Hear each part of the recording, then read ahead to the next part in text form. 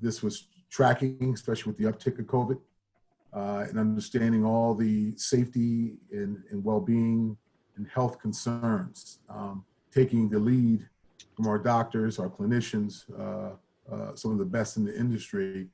It's clear that we had to arrive, and we fully support the MAC, our brother and sister institutions, our commissioner, our presidents, on postponing the fall.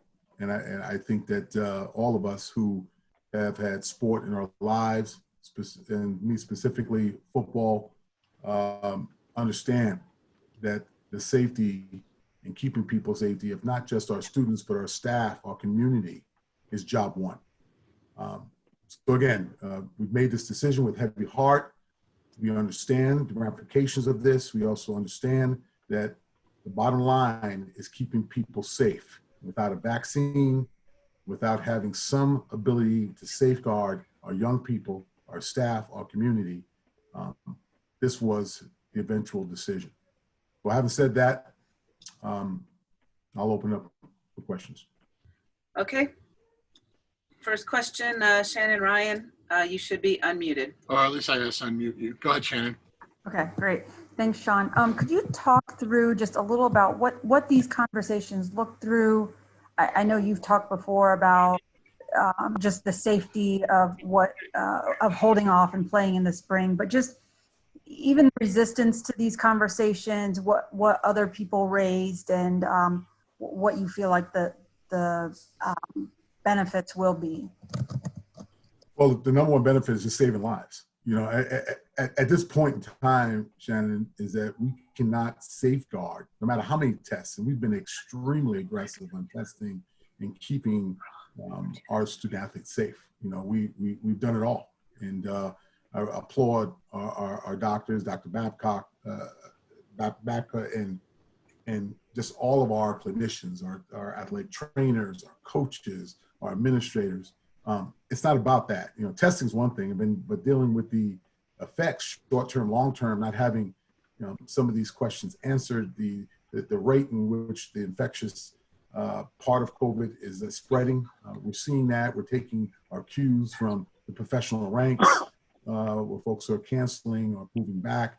It's just at a point where we can't control. We can only control what we can control. We've done that, but the unknown, the fact that people are still dying, the fact that we are having hotspots all across the world, it just got to that point where we had to call the question, in the leadership of our presidents, our league, our administrators, and that's how we got there. It's just that it is what it is right now, and we have to safeguard our people, fall back into another position, wait till certain things kind of play itself out, and have a shot to possibly do this at another point of the school year. And my hopes would be obviously in the spring.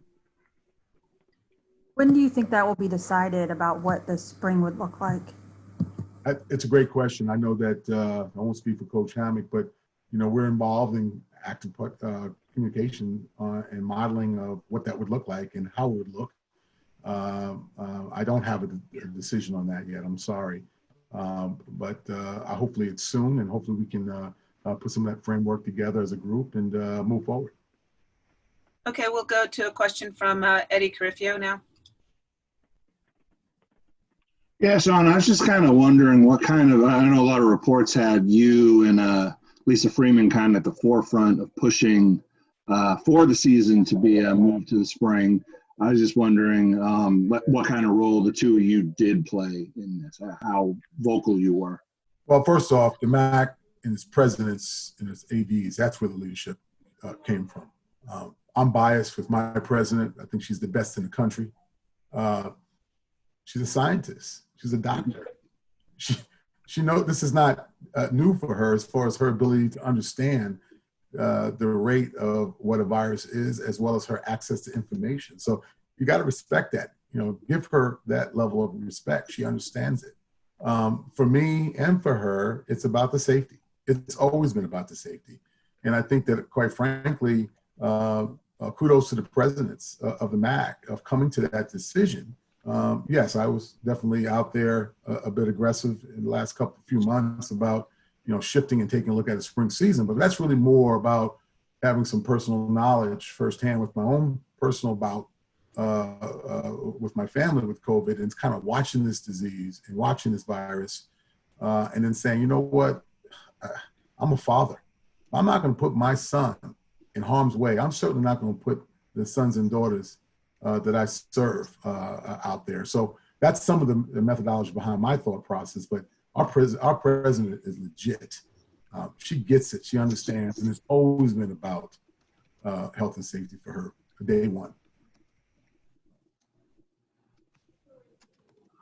Okay, Mike McGraw.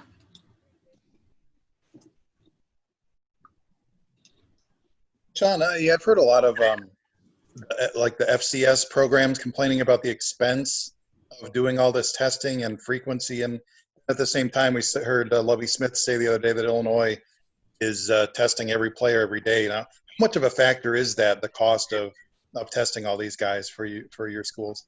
It's always a factor, but it's part of the job, right? So we had to move resources, and we've had supporters and donors and others to step up to help us with that process. So, let's just get this straight. It's not about testing. Once you test, that's one thing. You still have to react to if the individual has the virus or not. And here's the bottom line. We don't have a vaccine. So we can test till the cows come home, but we cannot we cannot stabilize once the individual does have COVID, because we don't know all of the effects, long and short term. So I really appreciate the sentiment about, the expense and the testing and all that. And Lord knows we've gone through a comprehensive review of that, but this comes down to safeguarding. We're watching Major League Baseball. We're watching all the other sports that are currently out there right now. And they're not short on resources at all. And it's still, they're shutting things down. So for me, it's more about the long term and how are we able to do this if we got into a particular season in the fall? Will we be continuously starting? Would we be having other individuals who would get infected by this and we couldn't safeguard? So although I appreciate the old test process, and we've done that, it's not as comforting as having a vaccine or having some other more information on this virus to help to prevent them from getting the virus itself. Also, you mentioned that you had some personal experience with this. Can you expand on Yeah, that? I guess I could just share. My wife doesn't want me to go into so much of this. I open up my mouth on that, but we've had some people that have caught this and have perished. And, it's real. I think that, the whole issue of that no one wants to have football or sports more than me. Football gave me all the opportunities that I have today, but I can't do it at expense of people's lives. I can't do that. And I won't do that, not on my watch. Okay, Matt Fortuna. Sean, you touched on this a little bit just now, but you personally publicly vouched for the spring. You've been one of the only athletic directors or people in positions of powers to do that, at least on the record publicly. What do you think took the league and really the sport so long? I mean, there's not a whole lot of new information today that there was, a month ago when you were making these comments. I mean, what do you think needs to happen? I guess, the MAC obviously did it, but as far as a sport, what more do people need to see to make these decisions? Yeah, I can only speak for myself. I don't want to go into so much of that, but I just think at the end of the day, this is a major decision. This is a tough decision. You're talking about taking opportunities away from young people that they want to compete. They want to do what they do, which is basically compete and come in and be a part of that experience. COVID has damaged the way we do business worldwide. And I think that sometimes it takes a little bit longer to get there, right? I'm resolute on this because of the fact that, being in touch with our clinicians and having a president who's a doctor and understanding, the things that have been currently going on with our team doctors and doctors throughout our league. Probably got there a little sooner, maybe because of the fact of some of the personal stuff in my life. So I really don't know how to answer for others on that. I just know that for us to be able to dismiss the science and dismiss what's currently going on would be irresponsible of me and my leadership. I can't do that. I can't look myself in the mirror and do that. I've got children.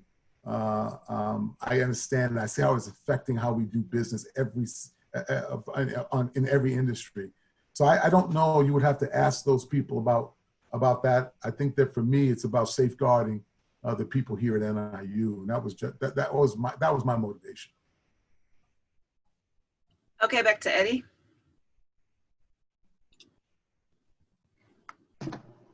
Should be unmuted, Eddie. Yeah, I see.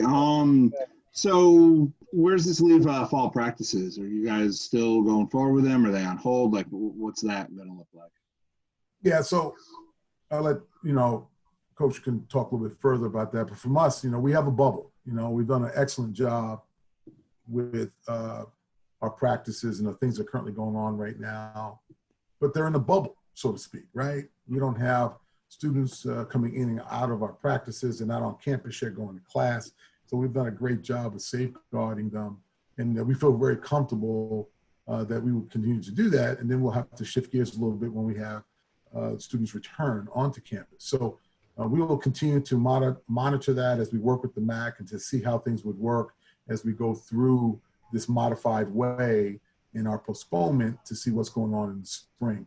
So we will continue to do that, understanding that, hey, COVID's still here and we still have to practice and go through our protocol. So I could stop there, but maybe Coach can be brought in on that particular question.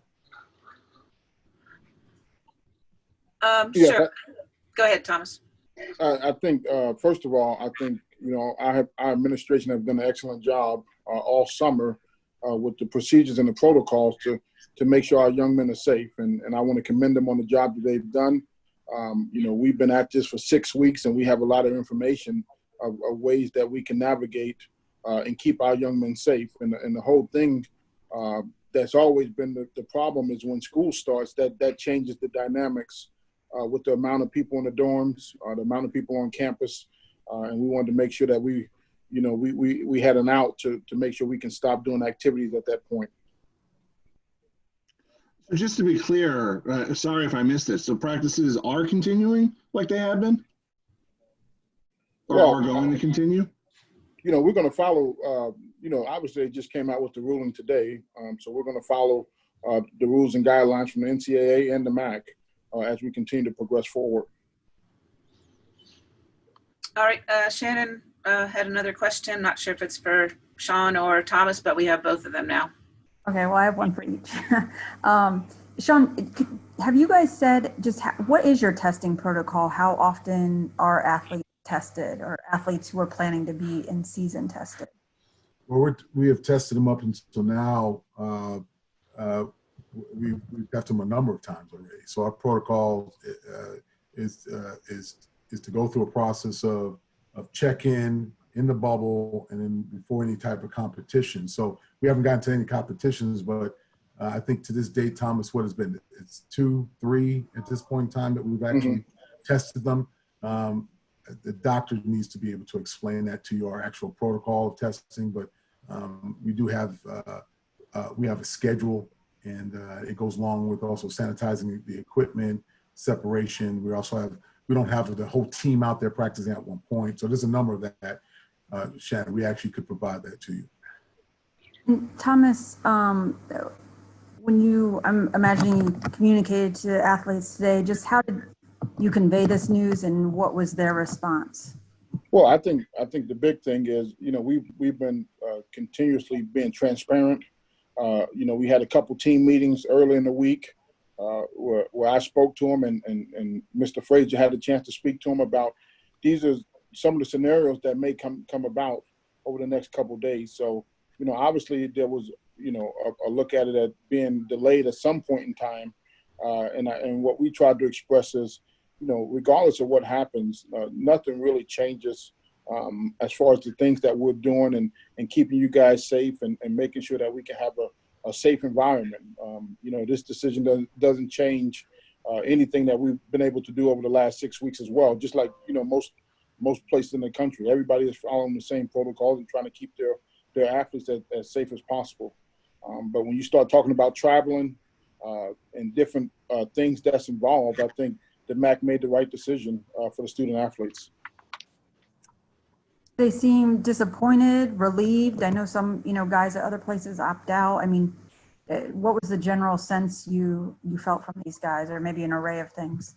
Well, I think they felt confident that we've kept them abreast, as the situation continued to progress.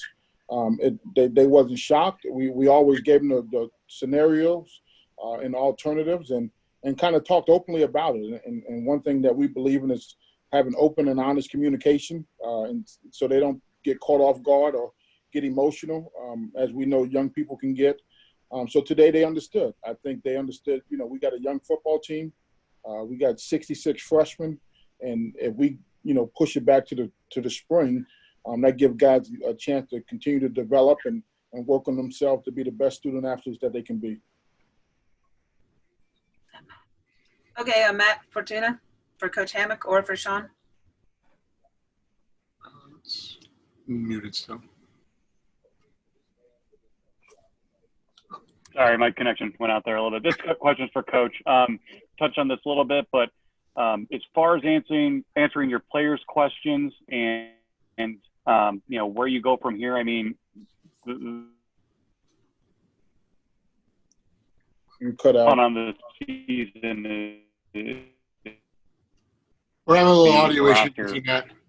Transfer all over the place. You got me? I didn't hear your full No, we question. missed the whole question. Sorry, I'll try this again. Questions for Coach. As far as answering players' questions and keeping them abreast of all the information you have, how do you go about that? And what, realistically speaking, how worried do you need to be that your roster and the rosters of those in your conference are vulnerable to being poached? I'm really, that haven't canceled so far.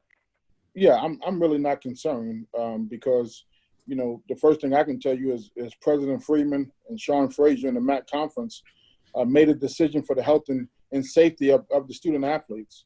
And if you can't see that and you feel like you need to transfer, then I wish you nothing but the best. But I'm not going to try to talk somebody into doing something that's best for their health and safety. I think that's the most important. And each kid got to make their own decisions. But there's no guarantee that, anybody else is going to play as well. So I just think you just take time and see what happens in the landscape and then, move forward then. But to me, if a young man say he wants to transfer and he's mad because people made a decision for his health and safety, then I think that should tell you something right there.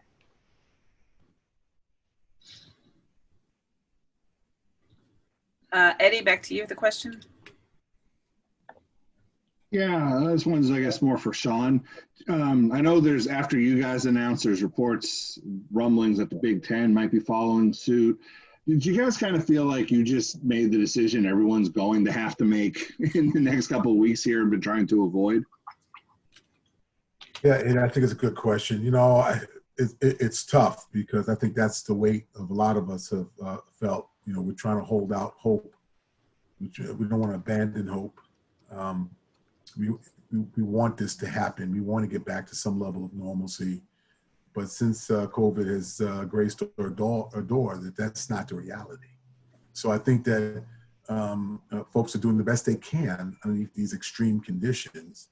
I can't speak for any other conference, but I've talked to a lot of colleagues across the country in different conferences, and this is tough because this is an invisible enemy that doesn't want to cooperate at all relative to understanding the way it affects different people. We know it affects different people. Some people walking around with it right now and don't even know they have COVID. So I think ultimately, this might be, it might give clarity to some people. It might give hope for some people, or it might be very, very scary that, this might be the final decision that needs to be made. But I can only speak for NIU. And again, I applaud the presidents of the MAC, the ADs of the MAC, our commissioner, for making what I believe is the right call.